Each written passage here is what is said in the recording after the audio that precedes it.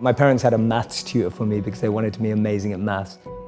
I was pretty good at numbers, and I'd have this tutor and he'd tell me that, he goes,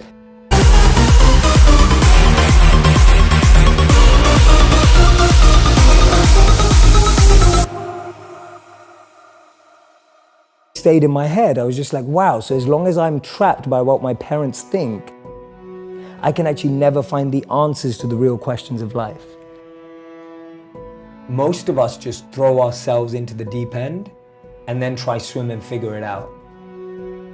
The problem is we all went to normal schools that try to put stuff in us rather than take stuff out of us. You know, you were told at school that you weren't very good and you weren't good at English, and now you have a New York Times bestseller, right? Yeah. And it's like no one noticed that potential inside you. No one noticed that, oh, Lewis was really creative.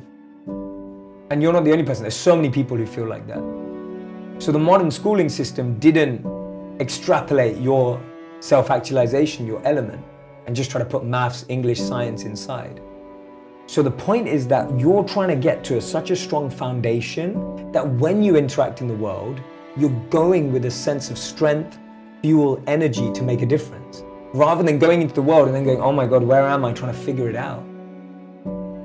People were so far removed from their own understanding of themselves that they were either lost living a life they didn't want to, lost living up to someone else's expectations, or lost becoming someone to impress someone else.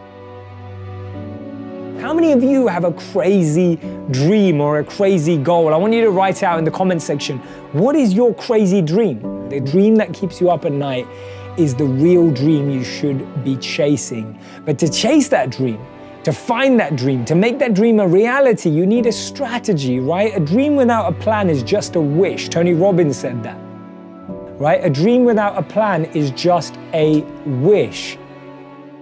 You can't be what you can't see. If I never saw a monk, I would never have wanted to be a monk. If I never meet a billionaire, I wouldn't want to be one. Because I wouldn't know what that feels like. I don't know what it looks like. I don't know what it takes. What am I good at? What do I love? What does the world need? And how do I get paid for it?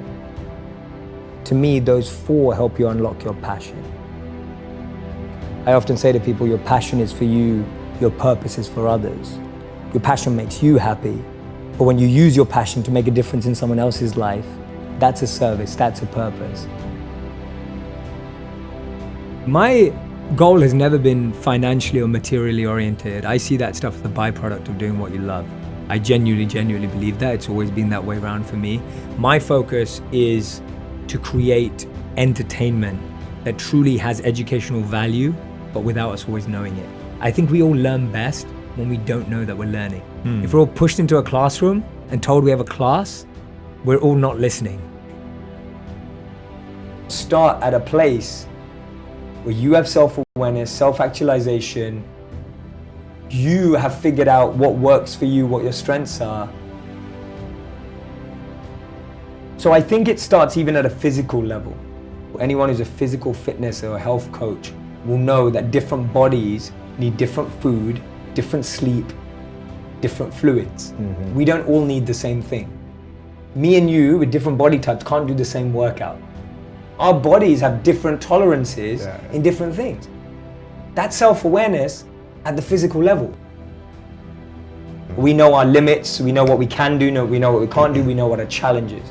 On a mental level, what's self-awareness?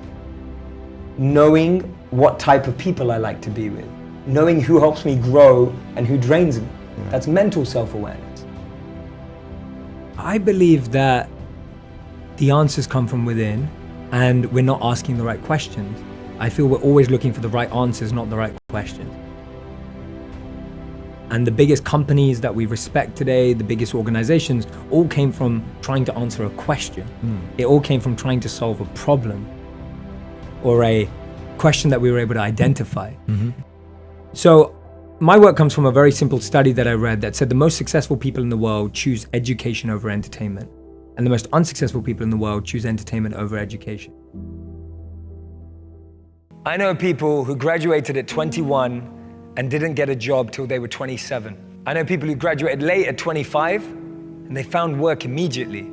I know people who never went to university but found what they love at 18. I know people who found a job straight out of college, making decent money, but hate what they do.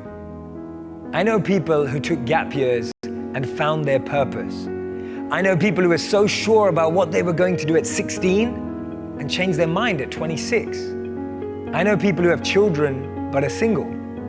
And I know people who are married but have had to wait 8 to 10 years to have children. I know people in relationships who love someone else. I know people who love each other but aren't together.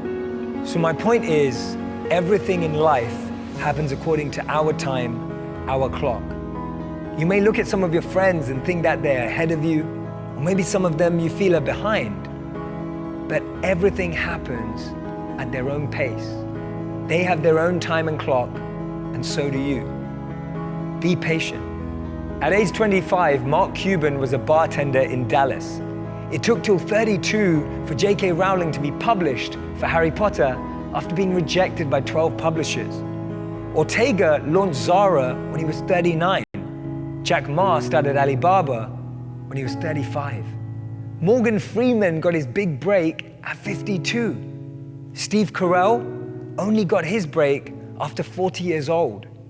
Virgin was started by Richard Branson at 34. Getting your degree after 25 is still an achievement.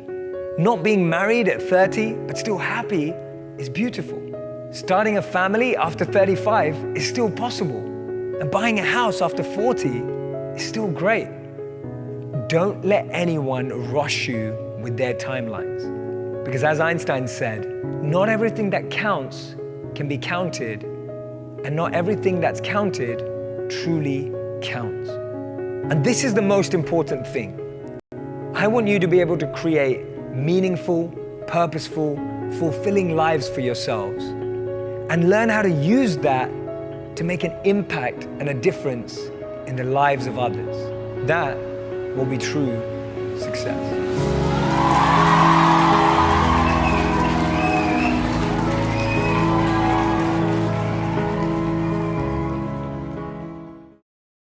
Priority is on the root of things, not the leaf or the symptoms. You're not dealing with your challenges at symptomatic level. You're dealing with it at root level, right? People say, oh, if you're stressed out, just take a stress pill. If you're stressed out, just go to get a massage. If you're stressed out, just relax, watch Netflix and chill. But all that's doing is pacifying you, escape for that hour, 2 hours, maybe a week. But going to the root of it and learning how to change your breath means you can manage any situation in life. Always go to the root. It will take longer, but it will last longer. Always go to the root. Cut down the root of that weed in your heart. Cut down the root of that weed in your mind. Don't just let it grow and kind of water a little bit and snip, cut it a bit. Just really go to the root and just knock it out. Get rid of it. Get a big axe and cut it down. The biggest weeds that we all get is on our intention. So when I say intention, I mean my current intention is to use everything I've been given, everything that I have, in the service of others. But every day that intention, which is a beautiful little plant that's growing, gets weeds around it. No, do it for the money. Just do it for the fame, do it for the followers, do it for this. All these weeds are like going around my real intention every day. Every day. That's a weed. A weed is the intention that you don't want. And the problem is, sometimes you've let it grow so much, the weed looks like the plant. And you start believing it's the same thing. I've always had friends who are older than me. And I could see a lot of them in the most successful careers, successful jobs, beautiful partners, whatever it was. But I saw a sense of lack of fulfillment, meaning, and purpose in their lives. And I've always been an observer, and I would see these people who are like 5 years older than me, 7 years older than me, maybe 10 years older than me. And I'd be watching them and go, is that the life I want? And often the advice I give to people today is fast forward where you are, look at yourself in 10, 15, 20 years time, and ask yourself the question, is that where I want to be? I think it's Thomas Edison who says, when you feel you've exhausted every option, remember you haven't. And Einstein said, if you judge a fish by its ability to climb a tree, it will spend its whole life believing that it's stupid. And too many of us are fish trying to climb a tree. Too many of us are monkeys being taught how to swim. Too many of us are lions being taught to live like cats. We're not getting to live in our element. Live in that element that you've naturally been given. Don't try adopt another. You know, we've all got a special genius inside of us.